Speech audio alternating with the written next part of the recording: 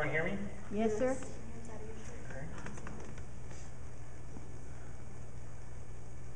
Okay, yeah, what my dad was saying was I'm preparing just a small message for the team Endurance, which is a Christian endurance, kind of like a club. They do any kind of thing from triathlons to marathons, things like that, but they do it in the name of Christ, and they have tents for prayer before the service, or before the marathons, and Delaney, you would love that. And this is actually going to be at the registration event that happens the day before. And so it's really cool because it's like the obvious way to evangelize out there, because everyone's already there and they're providing food for the athletes too. So it's a perfect environment because everything's getting projected while they're going to be hearing Sarissa play worship music. She did it last year, and so it'll be a really awesome opportunity. So if there's any Bell Roadians who want to come to that, just ask Sarissa or me for more information. I want to pray really quick. Lord, just pray for what I'm trying to teach tonight, that our minds would just be open to really apply it to what it means to us personally, and just the changes that this church is going through, and just the vision our pastor has for us. Yes, Lord. That we can be thinking about these things and just follow our convictions that you've put on our hearts, the Holy Spirit. Thank you for Delyn and what she said today after church about adding a service. It's about sacrifice, and really just there's no point in entertaining the idea unless we pray about it. I think this week you're going to use prayer to help us realize where we need to repent if we're going to start in this area to grow. So just pray for this message that people will try to stay focused and really try to see where I'm trying to apply these things. In Jesus' name, amen. Amen. All right. Some of this is going to be an update on the marathon that me and Sarissa did in Napa a few months ago. So that's why I called it Mile 12. This is dedicated to Sarissa. And I have this verse from Psalms 60, verse 12. And so this is just half of it, the first half. It says, "With God's help, we will do mighty things." That was kind of our theme verse while we were doing the marathon. I had looked up this website that had verses for every mile. And they were encouraging verses. They were within context. It was perfect. And they were short and simple. We tried to memorize them during each mile, and it worked up till about mile 12. And so some of this is a little bit more shining a light on Sarissa and her struggle, but I don't think she would mind. Oh, I need Sarissa to come up here. I haven't asked, but it's okay. She's my wife. You don't need to I'm not going to wrestle you. He's going to wrestle. All right. I'm giving him the stare. All right. So, Sarissa at mile 12. Were you like, you know that picture by the bubbles? What kind of face were you making? Happy one. A happy one? Okay, like this? Yes. Kind of like that? All right. Then 3 miles later, what were you doing? Like that. All right, thank you. It's just demonstration how much 3 miles can make a difference. Now, so I got to put some background information. So the whole few months leading up to this marathon, Sarissa's warning me, and she had got a training plan from Robin Soares. She's a wife that's in charge of Team Endurance, and Sarissa was trying to talk to me, saying, "Hey, we should do this together. We should really prepare for this because we don't want to get exhausted. We want to finish strong, get an even better time this time." And so I was listening to her, and you always have good intentions starting out, but at the same time, like, I know some things that she doesn't know about myself, and so she's warning me the whole time. She's like, "Dan, you need to start doing your miles every day or every other day. Do something because you're going to regret it. I'm just going to leave you in the dust, and I'm going to tell you so, So would say that Sarissa trained and ate healthy, so Sarissa was physically prepared for this event. Dan did not train, and Dan did not eat healthy. Dan was not physically prepared. But there's this little factor that Sarissa found out around mile 12. She wasn't mentally prepared. And that is the only thing that really matters after half of the marathon, because that's all it's about, is the mental battle. Because it doesn't matter, unless you're like a super athlete, your muscles wear down. So the only thing to keep you going is your, whether you're going to be mentally defeated or not. If you stop, you're lucky if you get back up again, because your muscles sometimes will just like give out, or you'll start getting a cramp and you'll injure yourself. So after mile 12, I'm trying to push her on. And that verse was really helpful too. We even tried to make a theme song out of it, because it's very powerful. But by mile 18, verses, some of those things might get a little annoying, or when you're kind of at a high point, someone's at a low point mentally, it's just more of a distraction. So Sarissa was kind of like that at mile 18, like no kind of human help could help her. She was really gonna, you realize that moment with your spouse, no matter what, whatever you're in a marathon or whatever, that you're like, okay, I just need some space. It's like, I'm just gonna, this is gonna get worse if I keep talking. So that's what I was at the end of the race, and towards the end, she was kind of just like, how are you? Like, I don't get it. Like, none of this makes sense. Like, I prepared, you didn't. Like, I ate right, you didn't. And I said, well, you gotta understand, I've been prepared in a different way than you have. So these are the things I was talking about for mental toughness, preparing mind and body for enduring in the suffering. And so this relates in sports, this relates in life. These are key things to it: repetition, nutrition. I mean, we're talking spiritually, spiritual bread, that's the kind of nutrition you need. Sleep and drills. Those are things I got to really focus on when I was in high school that Sarissa didn't have. And it's funny enough, 7 years later, I can draw back on that when I'm in a situation like that. That I go, oh, this feels just like that time I was in this wrestling match or during practice. And that's where I drew from, but on top of it, now I have Christ too. So I get to channel all that strength. So drills. So yeah, that's what I told her. I said, well, like technically you are healthier and you've definitely trained physically, but you didn't train the way I did in the past. We did these drills in wrestling. We really prepared for physical and mental toughness. And so, Josh, if I can have you come up here really quick. I think you might know these drills. I'm going to turn the mic off so it doesn't hurt everyone's ears. In wrestling, you got a coach who he's really trying to, like a kind of like a lieutenant or something in the army. He's trying to break you down and build you back up. And so we have these drills throughout practice, and you are in a stance, in a wrestling stance, and you move around and you don't stop. And during the whole time, it's kind of like musical chairs. But at any minute, your coach is going to yell out 3 words: shoot, sprawl, or change direction. You know those ones? Change direction. Just all you got to do is say it, and I'll do it. So you'll find out too. And you do that for like 2 minutes, then you go into another drill with live wrestling, and then you go back to drills. And that whole idea is just preparing you for these 6-minute rounds of live wrestling when you actually wrestle an opponent. So I'm going to demonstrate what that drill looked like. So you just do it 5 to 10 seconds. All right. John? Oh, shit. Yeah. All right. So you stand like this in this stance, like a T-Rex. You move around. Shoot. Sprawl. Change direction. Just stamp it up. Shoot.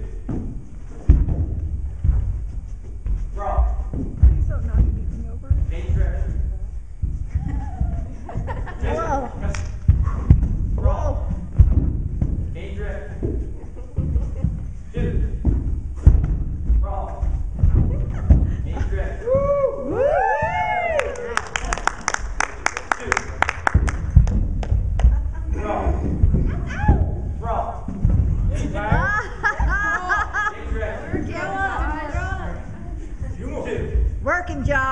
him. You're going easy on Wrong. He's ready. Yell at him. All right. Ah! Maybe like 10 or 15 seconds. Then they, all right, light wrestling. These are wrestling people.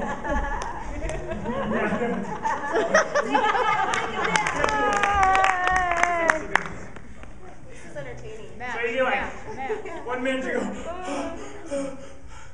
Maybe get a drink of water.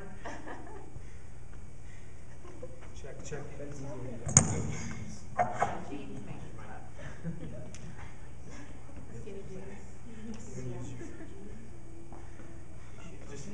Or you can just sit right there. Can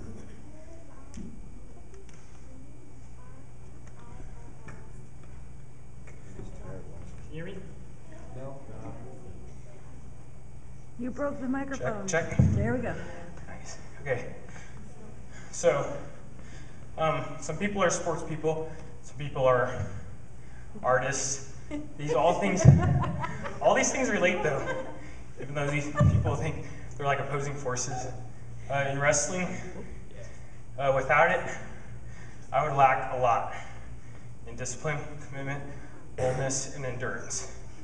But that was one thing I got to explain to Sarissa, like just the regimen, which I'll explain later. All these things can like change your life, especially if you're a teenager who doesn't come from like a godly family.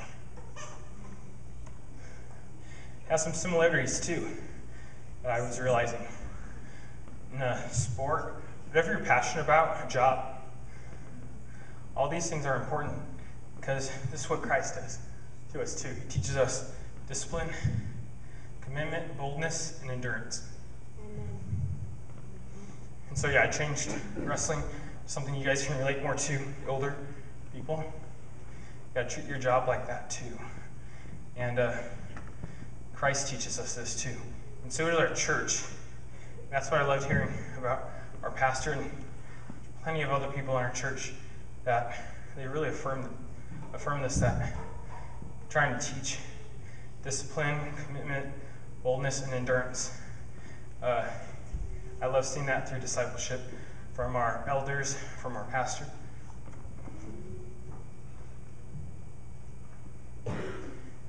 And so I took these 3 things, and I'm talking about mainly being defeated just because of this story. Oh, thank you.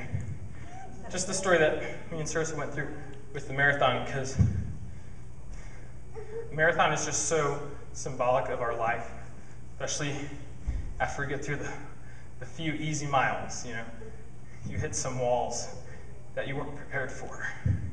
And man, if we can practice and learn the right things in our jobs because of Christ and with the help of our church, we're going to be prepared for what the enemy wants to throw at us. So I put in all these things, the enemy wants to defeat you. He wants to defeat you in your job, in your relationship with Christ, in your relationship in the church. So I'm relating this in a kind of illustration that I was thinking of when I thought of being defeated by the enemy. He wants to weigh you down and burn you out. And that was something I was seeing from all these things in your job, your relationship with Christ, in the church. You can do all these things the wrong way. They're very good things to have, but you can do them in a way that's trying to just glorify yourself, where you're not even focused on the whole purpose of what you're trying to learn. And you can burn yourself out. I've seen it all the time, and I've definitely gone through it. And so just for an image, this is how I felt. This is what it feels like when you got the enemy weighing you down. You're shooting in, you're trying to take him down, and you just have all this weight weighing you down. There's nothing you can do. Okay. No, that's all right. I'm just trying to think of what I'm going to next. See that? Yeah, it's like that. He just wants to weigh you down and burn you out. I mean, all he has to do is just, in wrestling, all he has to do is do that. All he has to do is put all of his dead weight. That's what our coaches taught us. Put your dead weight in him, and the more he struggles, the more you're going to just tire him out. Oh, that's, yeah, Dan versus Josh. So that one was, think of Dan like that without God. That's me or man just trying to take on the enemy, the adversary. He's in charge of your worry, your fear. He's the great deceiver, and he's the one who lies to you. And so that whole verse, with God's help, you will do mighty things. That's how I see that difference. That's how our coach taught us to do. He said, when you shoot in, and they sprawl on you all the way, there you go. Keeping your head down will not help you. That will only make you give them an opportunity to go around you. What you need to do is you need to bring your head up, and you need to look up, ask for God's help. Oh, Like, this is what I think of. Like, when you ask for God's help, you're on your knees, you're praying, like, God, help me to defeat this enemy. And Slam it. man, he just gives you the strength you didn't know you had. And all of a sudden, you got this heavy weight. And yeah, and that's where God teaches us grace, too, right? Whoa! Woo! You don't want to know how much I weigh either. That's what I think of. Take a drink of water now. Oh, yeah. And like what the pastor was telling us today, like in Matthew, it's like those are verses like we've lived through them so much. Where Christ is saying, come to me, I'm going to give you rest. I'm going to take that yoke, that burden. You're not even meant to have that. I'm going to help you. I've heard that image. Someone told me, like, the yoke, the oxen, there's two of them. And they share the weight together. And so that burden doesn't necessarily totally come off, but there's so much burden that you're trying to carry that's not even for you. That's why you have Christ by your side. He's your leader, and he helps you level out that yoke. He makes your burden light. So I relate those verses. That's what I see when I think of that. Like, man, when you try to do things on your own, it's pointless. Because you're not going to overcome. You're not going to, there's just no, even if you have some kind of accomplishment, it's not through Christ. So there's nothing to be glorified in it. And yeah, so that was me, looking up, lifting up. That's what happens when I use these things. And I'm trying to accomplish them by asking God to help me press through, shoot through, and accomplish mighty things. That's what can happen when we ask for his help. And that's what we're going through right now in church. We have this whole week of praying, asking God to help us press through this thought, press through our stubbornness. Sometimes, like, something, no matter what age we are, I don't think age is that really big of a dividing factor. I think we're all stubborn in that way. We don't like change at all. And God, I think God's more just like, you just got to test me in this. You need to take some steps of faith. What is the point of what we're trying to do here? We're trying to feed hungry, starving unbelievers. And is that what's going to be accomplished? It is if we have these things with the right mindset.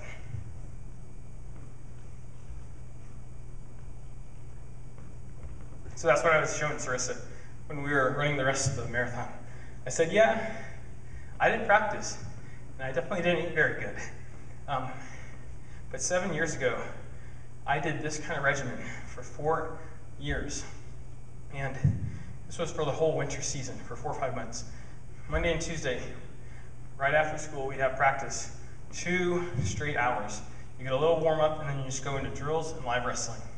Wednesday, you either had a match at home, where a team comes and wrestles you, and you wrestle like by your weight category. There's like 12 weight classes, I think. And so a little easier if you're at home, but when you go away, you got to go on a bus and you travel, you come home late at night. And this is every week for 4 or 5 months. Then your Saturday, you've given up pretty much all your Saturday.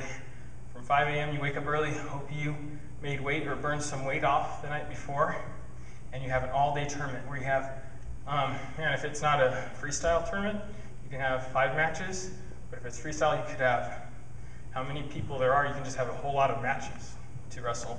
And so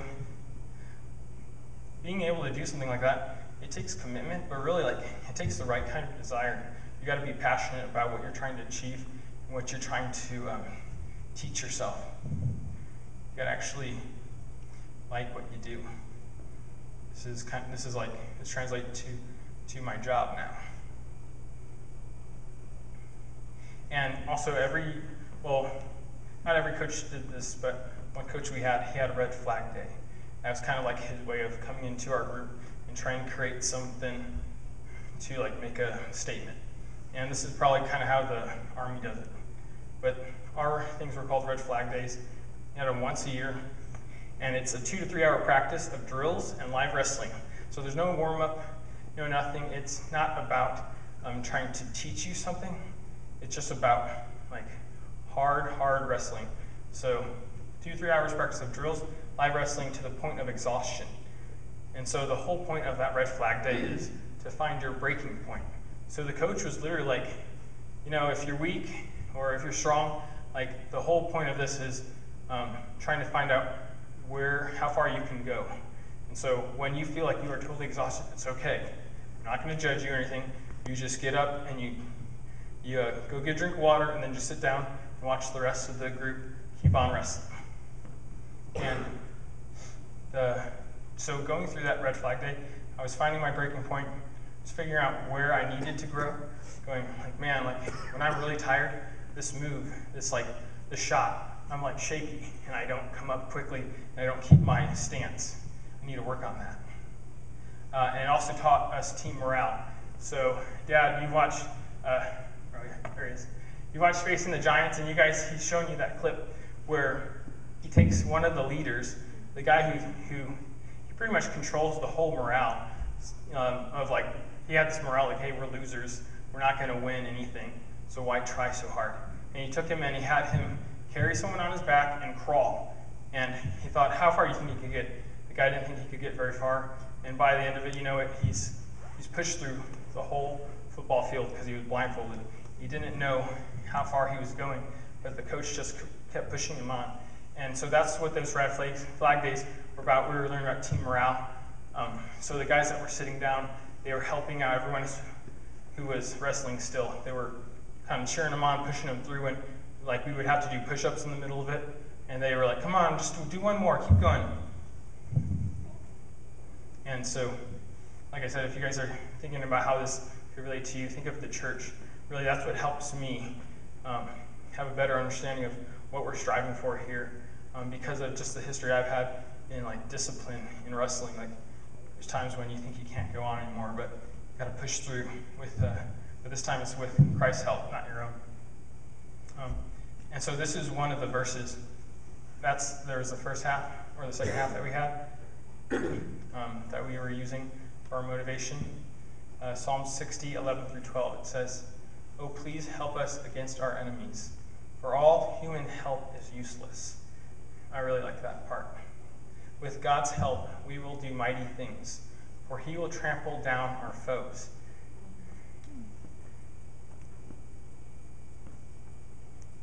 So I have a story that relates to this verse, because it's connecting to this thought, for all human help is useless.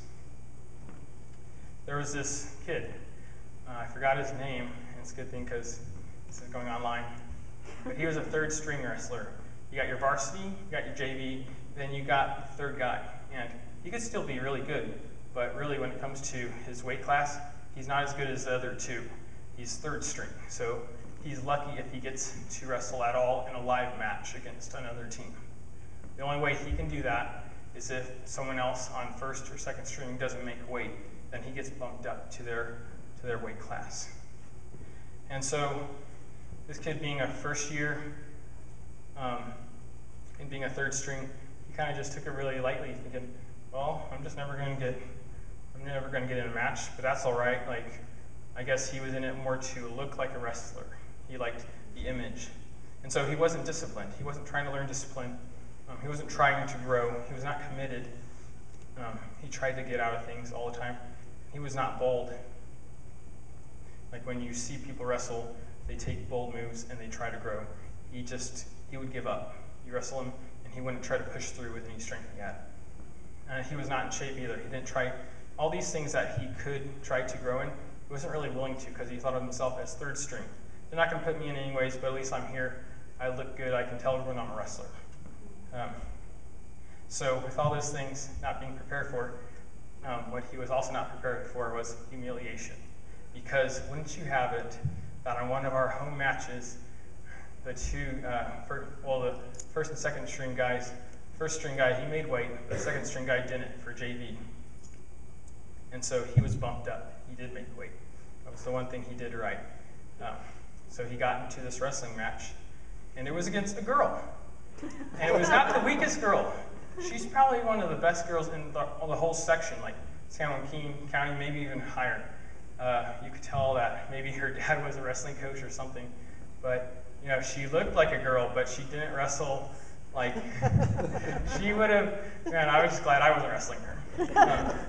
And so we had this guy who's third string, treats himself like third string, wrestling this girl who she might as well be varsity. And so she comes up. She wiped the floor with him pretty much. First round, second round, third. I think she was just trying to embarrass him because she could have pinned him that first round. Maybe he was just trying to hold on for all, you know, like a cowboy in a rodeo kind of thing. It was kind of like that. And it was really embarrassing. And so she's getting all these points. And in wrestling, if you're 18 points ahead of someone, it's called a tech fall. You lose by default because there's that much big of a gap between your points that it counts pretty much as a pin, and the match is over. Well, before she gets that tech fall, okay, Josh, come here really quick. This is what it looked like. Okay, so just lay on the floor on your stomach, facing me, and just hold on to my ankles. That was him. This was the girl. Okay, and then she literally goes like this and picks him up and then just turns him and pins him. Thank you for the vision. Yeah. I'm a And visual learner. I mean, how else do you learn a life lesson like that? That poor kid, he just there was no worse way for him to lose. She just, man, it was the whole team kind of felt bad for him, but it was kind of like a Sarissa moment, I told you so. Like they told him to practice hard. And so I guess what I'm trying to relate this to is really not being prepared at all. This guy didn't even have any mental toughness. He was just trying to hold on for dear life. And that's what I think of when we're in church or at our job or just our relationship with Christ. Is that how we are? We really need to analyze ourselves. That's why I love the Bible, because it doesn't it's not trying to be fake with you. It's trying to be straightforward. It's saying analyze yourself every day. Try to see, are you doing things for the right reasons? Are you really trying to be disciplined in your relationships, being committed, being bold as a witness?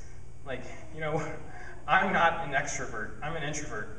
And but when I gave my life to Christ, he's like, you need to be bold still. In your introvert way, you need to still evangelize. You have neighbors who you're building intimate relationships with, and so you might not be a door-to-door kind of salesman, but you're definitely, no matter what Christian you are, you're a neighbor evangelist, because there's small things you can do. I could write the book on introvert evangelism, because God just gives me these easy ideas. With my skill that God's given me, just being a landscaper, there's plenty of people on my block that don't have a blower, they don't have a weed eater, and so when I'm blowing my leaves, it's very simple. I just blow their leaves too. And I've tried to tell everyone about this because it's just it seems stupid to blow your own leaves on your property, on your sidewalk, because then it's this clean house, and then you got two houses that aren't clean. And I'm just thinking what kind of statement is that making? And then going man, I'm already here anyways. It only takes 5 more minutes. Might as well blow theirs too. And then it just makes the whole block look nice. And so I'm kind of ranting here, but I'm just thinking those are simple things that create some kind of at least some identity that your neighbor has of you. Not just the fake Christian who's the only thing you know about him is he yells all the time or something. You just have negative thoughts of him.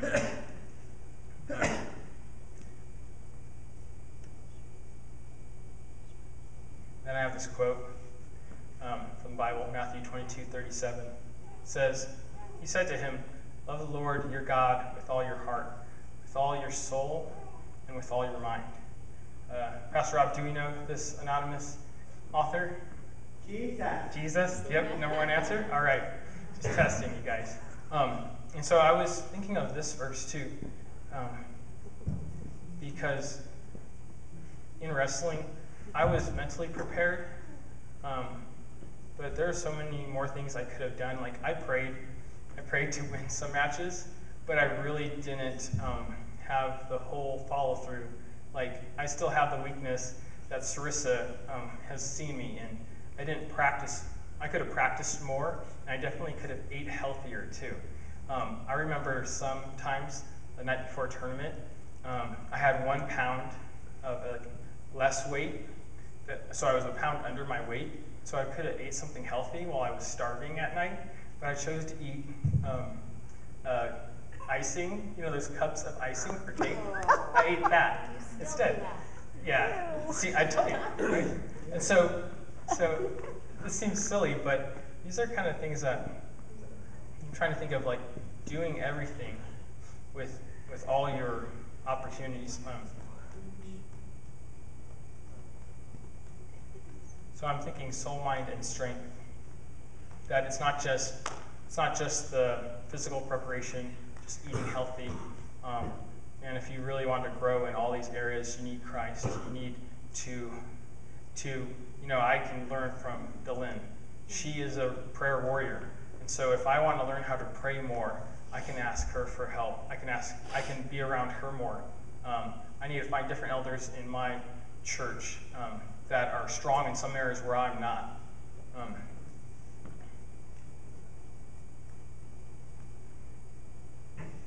And I said we need to grow in all these areas with God as our helper. And then this other verse came to me about all this, where I think it's Paul is talking, and he's talking about these people who are divided, saying, I follow Paul, I follow this guy, I follow that guy. And he's correcting them, saying, we're not against each other. I plant the seed, he waters it, and God is the one who grows it. So that's who we need to look for. This whole unity of our church is like when we're focused vertically, that's where we need to be looking about this, adding on another service. Sometimes I catch myself going, I'm thinking about who's not going to be here Sunday night or who needs to be here, when I'm just like, I should be like, I'm here. That's what's important. I'm growing here. That's why I'm here. I'm here for that purpose, not to get stuck on why everyone else isn't here or who should be doing what. And I like that. That's what Paul's trying to redirect everyone to, is to focus on God. And that's the end. Amen.